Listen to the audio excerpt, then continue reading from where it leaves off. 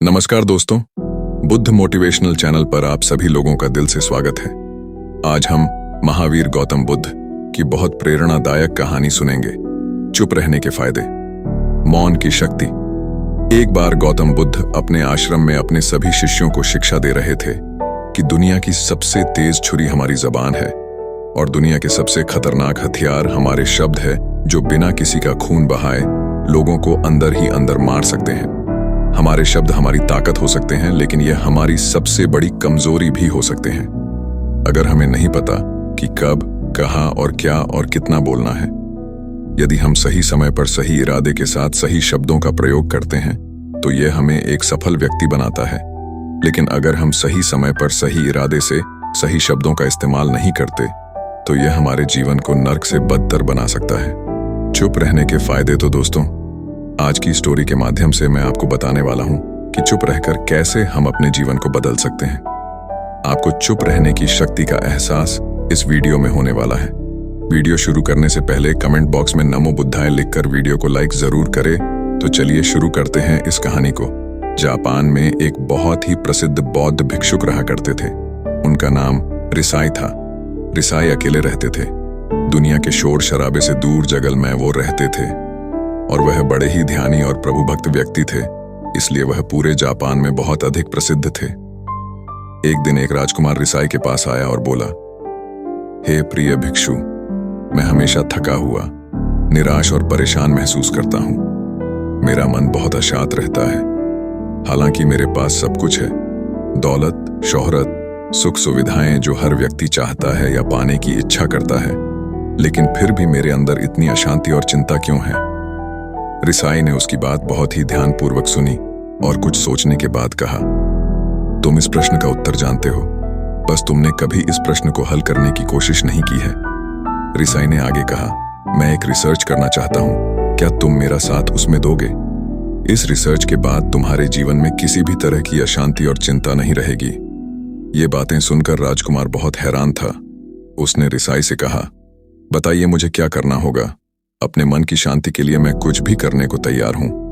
राजकुमार की इन्हीं बातों को सुनकर भिक्षु ने कहा, तो फिर आप अगले 15 दिन के लिए मेरे आश्रम में रहोगे और एक सामान्य व्यक्ति की तरह अपना जीवन व्यतीत करोगे, और इन 15 दिनों में तुम अकेले और चुपचाप रहोगे, जितना हो सके कम बोलोगे। राजकुमार उस भिक्षु की बातें सुनकर सहमत हो गया। पहले दिन राजकुमार को लगा कि उसका मन सामान्य से अधिक अशांत और विचलित है। उसके मन में तरह तरह के विचार आ रहे हैं और वह आम लोगों की तरह जीवन जीने में असहज महसूस कर रहा है। उसे अंदर से बोलने की इच्छा हो रही थी, लेकिन वह चुपचाप रहा। उसके मुंह से एक भी शब्द नहीं निकला, बस वह चुपचाप बैठा रहता। लेकिन रात होते होते उसे अंदर ही अंदर शांति का अनुभव होने लगा। उसके लिए यह अनुभव अजीब था। वह खुद से पूछ रहा था कि वह अंदर ही अंदर इतना खुश क्यों है और उसकी आंतरिक बेचैनी और चिंता कम क्यों होने लगी है। अगले दिन राजकुमार अकेला चुपचाप बैठा रहा और वह प्रकृति को निहार रहा। वह पौधों को, फूलों को, आकाश में उड़ रहे पक्षियों को, वह अपने जीवन में पहली बार यह अद्भुत दृश्य महसूस कर रहा था कि उसके पास कितनी सुंदरता है। वह दिन भर प्रकृति की सुंदरता को निहारता रहता और उसकी ताजगी को महसूस करता रहता। इसी तरह से 10 दिन बीत गए और उसके मन की सारी बेचैनी, सारी हलचल, सारी उथल पुथल और सारा तनाव गायब हो गया। 11वें दिन की सुबह राजकुमार फिर से एकांत में बैठ गया और कुछ ही मिनटों में उसकी आंखें अपने आप बंद हो गईं और वह गहरे ध्यान में चला गया। वह पूरे दिन वहीं पर आंखें बंद करके बैठा रहा और गहरे ध्यान में डूबा रहा। ना कोई शब्द, ना कोई चिंता। राजकुमार भीतर से असीम शांति और आनंद से भर गया। राजकुमार अपने बाकी के 4 दिन इसी तरह गहरे ध्यान में व्यतीत करने के बाद 15 दिन बाद रिसाई के सामने प्रस्तुत हुआ और रिसाई को प्रणाम करके बोला, प्रिय भिक्षु, मुझे उत्तर मिल गया कि मेरे मन में इतनी उथल पुथल और चिंता क्यों थी।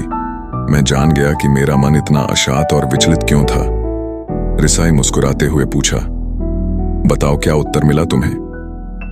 राजकुमार ने कहा, मैं आवश्यकता से अधिक बातें करता था। मैं किसी पर भी अपने शब्द और ऊर्जा व्यर्थ करता था। मैं दिन भर अपने लोगों से फालतू की बातें करता रहता और फिर उन्हीं के बारे में अकेले में सोचता रहता और ज्यादातर समय नकारात्मक ही सोचता रहता। इस तरह मैं बस अपना समय बर्बाद कर रहा था। ज्यादा बोलने और नकारात्मक सोचने की वजह से मेरा मन अशांत और बेचैन हो गया था, और इसी वजह से मैं किसी भी काम को ठीक से नहीं कर पा रहा था, जिसकी वजह से मैं हर काम में असफल होने लगा।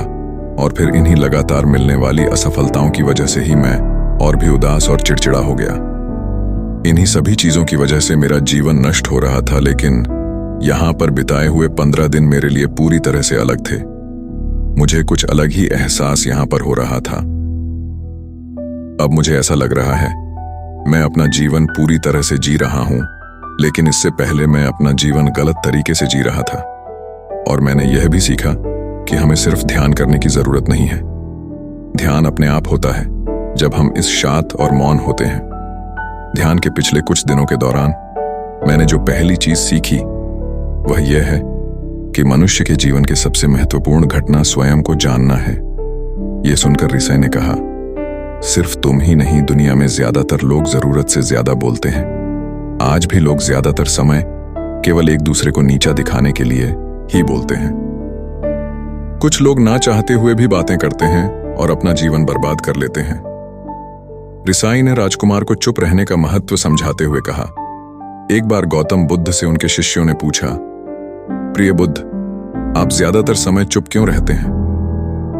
बुद्ध ने कहा, क्योंकि चुप रहने से व्यक्ति अंदर से अनंत शांति की गहराइयों में होता हूं। मौन अपने भीतर उतरने की पहली सीढ़ी है। मौन के बिना स्वयं को जानना असंभव है। स्वयं को जानने और समझने का पहला नियम है कि मौन हो जाओ, उतना ही बोलो जितना अत्यंत आवश्यक हो। बेफिजूल की बातें करना छोड़ दो, तुम अचानक पाओगे कि 90% से भी ज्यादातर लोग व्यर्थ ही ज्यादा बोलकर अपना समय बर्बाद कर रहे हैं। ना बोलने का कोई भी नुकसान नहीं है, लेकिन यदि आप ज्यादा बोलते हैं तो आप अत्यधिक गलती कर देते हैं। अगर व्यक्ति कम बोलना शुरू कर दे दो, दुनिया की 90% मुसीबतें कम हो जाएंगी, झगड़े फसाद कम हो जाएंगे, उपद्रव कम हो जाएंगे, अदालतें कम हो जाएंगी। अगर लोग थोड़ा चुप रहना सीख लिए, संसार की बहुत सारी समस्याएं हैं, बहुत सारा उपद्रव सिर्फ बोलने से पैदा होते हैं। सारी बात मौन सीखने की है। जब तुम नहीं बोलते तब तुम एकांत में अकेले हो गए, भरे बाजार में भीड़ में खड़े हो नहीं बोलते, हिमालय के शिखर में पहुंच गए। जिसने मौन की कला जान ली वो भीड़ में भी अकेले होने की कला जान लेता है। वो अपने भीतर ही डुबकी लगाने लगता है। एकांत में तो आदमी स्वर्ग में है, दूसरे की उपस्थिति ही बेचैनी पैदा करती है। पहले तुम्हें चुप रहने की शक्ति को धारण करना होगा। इससे तुम अधिकतर ऊर्जा को बचा लोगे और फिर इस स्थिति में पहुंच जाओगे कि तुम कम बोलने लगोगे। अगर तुम किसी के यहाँ पर जा रहे हो और परेशान हो जाओ तो ऐसे में उचित है कि आंखें बंद कर लो और अपने में खो जाओ। वहां से आपको ताजगी महसूस होगी, क्योंकि तुम्हारे अंदर ही जीवन का वो स्रोत छिपा हुआ है, वह किसी दूसरे में नहीं है। इसके बाद राजकुमार उस रिसाई से पूछते हैं, आखिर कौन हमें अपने अंदर तक लेकर जाएगा? ये बातें सुनकर रिसाई बुद्ध कहते हैं, तुम्हें स्वयं ही अपने अंदर उतरना होगा और वहीं से परम राज्य जीवन का आनंद ले पाओगे। आनंद का यहीं से जन्म हुआ है, यहीं से तुम मौत में डूब जाओगे, यही तुम्हारा सूरज उदय होगा और यहीं से अस्त होगा। इसी प्रकार तुम बार बार डुबकी लगाओ। जब भी तुम डुबकी लगाकर लौटोगे वहां से तुम पाओगे फिर ताजगी भरी जीवन की नई संपदा मिलेगी। इस नई शक्ति के जन्म होने से तुम्हारी थकान गई, उदासी गई, चिंता गई। जैसे कोई स्नान करके लौटता है तो शरीर शीतल हो जाता है, शांत हो जाता है। ऐसे ही जब कोई भीतर से साफ होकर वापस आता है, मौन में स्नान करके लौटता है, तो समस्त अस्तित्व, समस्त व्यक्तित्व शांत और मौन हो जाता है, आनंदित हो जाता है। जब तुम आंतरिक मौन की उस पराकाष्ठा पर पहुंच जाओगे तब तुम पाओगे कि बोलने से भी तुम्हारा मौन खंडित नहीं होता, वो बना ही रहता है। उसकी एक अंतर्धारा लगातार तुम्हारे भीतर बहती रहती है। तुम बोलते तो हो, तुम शब्द का उपयोग भी करते हो, लेकिन वो तुम्हारे मौन को खंडित नहीं कर पाती। एक बार गहरे मौन में स्थिर हो जाओ, फिर तुम्हारी वाणी में भी मिठास आ जाएगी। तुम्हारा बोलना संगीतपूर्ण होगा, तुम्हारा बोलना सत्य होगा। तुम बोलोगे तो दूसरों पर भी शीतलता छा जाएगी। जैसे ही तुम अदर से चुप होते हो, तुम इतने शक्तिशाली होने लगते हो कि समाज की निर्भरता तुम छोड़ने लगते हो और तुम्हारे जीवन में एक मस्ती आती है जो केवल दीवानों के जीवन में होती है। तुम्हारे चेहरे पर एक नई रौनक आ जाती है। तुम्हारी आंखें किसी अमृत के समान हो जाती हैं और तुम अनंत शांति के समुद्र में डूबने लगते हो। इतना कहकर भिक्षु रिझाई ने अपनी बात खत्म की और वो मौन में चले गए। राजकुमार उनका धन्यवाद कर कर अपने महल में चला गया। दोस्तों, आपने भी अनुभव किया होगा कि बहुत ज्यादा बात करने से दिमाग अशांत हो जाता है, जिससे हम अपने दिमाग पर नियंत्रण खो देते हैं और साथ ही अपना ध्यान भी खो देते हैं। जो लोग बहुत ज्यादा बोलते हैं उनके पास किसी एक काम पर ध्यान केंद्रित करने की काबिलियत नहीं होती। वो अपने किसी भी लक्ष्य पर पूरी तरह से केंद्रित नहीं कर पाते। अगर हमारा दिमाग एक जगह केंद्रित नहीं है तो हम जीवन की सच्चाई नहीं समझ पाते और ना ही मनचाही सफलता कभी हासिल कर पाएंगे। इसके अलावा भी आपने देखा होगा कि जो लोग अधिक बोलते हैं वो अक्सर लोगों के बीच हंसी का पात्र बन जाते हैं, और जो लोग कम बोलते हैं और अपनी बात पर कायम रहते हैं उन्हें लोगों से सम्मान मिलता है। लोग उनकी बातों को सुनते हैं और उन पर भरोसा भी करते हैं। जो लोग जरूरत से अधिक बोलते हैं और अपने विचारों के बारे में पक्के नहीं होते, उनका दिमाग स्थिर और विचलित रहता है, शोर से भरा रहता है, और एक अशांत दिमाग वाला व्यक्ति जीवन में किसी भी चीज में सफल नहीं हो पाता, क्योंकि वह किसी भी काम में फोकस नहीं कर पाता। यदि किसी व्यक्ति को यह पता है कि उसे कब, कहां और क्या बोलना है, तो वह व्यक्ति सच में बहुत बुद्धिमान है, और ऐसा व्यक्ति जहां भी जाता है उसका व्यक्तित्व आकर्षण का केंद्र बन जाता। 3-6 और वह जो कुछ भी करता है उसमें सफल अवश्य होता है। अगर हम किसी महान और सफल व्यक्ति के व्यक्तित्व को गहराई से देखें तो पाएंगे कि वो कम बोलते हैं और कम से कम शब्दों में अपनी बात खत्म कर देते हैं। वो बोलने से पहले वो चीजों और जिसके बारे में उसे बोलना है उनके बारे में गहराई से सोचते हैं। लेकिन जो लोग बहुत ज्यादा बोलते हैं, बहुत बार वो झूठ भी बोलते हैं और अपनी बातों से दूसरों के मन और विचारों पर कचरा डालते रहते हैं। वह ज्यादातर समय दूसरों की बुराई करते रहते हैं, इसलिए उनके अपने भी उनसे नफरत करने लगते हैं और उनसे बचने की कोशिश करते हैं। हमारे भारतीय उपनिषदों में कहा गया है कि हमारे शब्द वास्तविक ब्रह्म शक्ति हैं। मौन से धैर्य आता है, धैर्य से ध्यान, और ध्यान से हम अपने जीवन के बारे में जागरूक हो जाते हैं। इसलिए अगर हम ज्यादा बात करते हैं तो हम मौन को खो देते हैं, जो मन की शांति का पहला स्तंभ है। दोस्तों, आज से हम भी चुप रहने का अभ्यास अवश्य करेंगे। आज से हम भी वही बोलेंगे जो जरूरी है, और हम कोशिश करेंगे कि कम से कम शब्दों में अपनी बात खत्म करें, और हो सके तो कोशिश करेंगे कि रोज कम से कम 30 मिनट एकांत में चुपचाप बैठेंगे। और मुझे पूरा विश्वास है कि इससे हम सबके अंदर एक सकारात्मक बदलाव जरूर आएगा। इसी के साथ इस वीडियो को खत्म करते हैं। दोस्तों, उम्मीद करता हूं आपको इस कहानी से एक अच्छी सीख मिली होगी।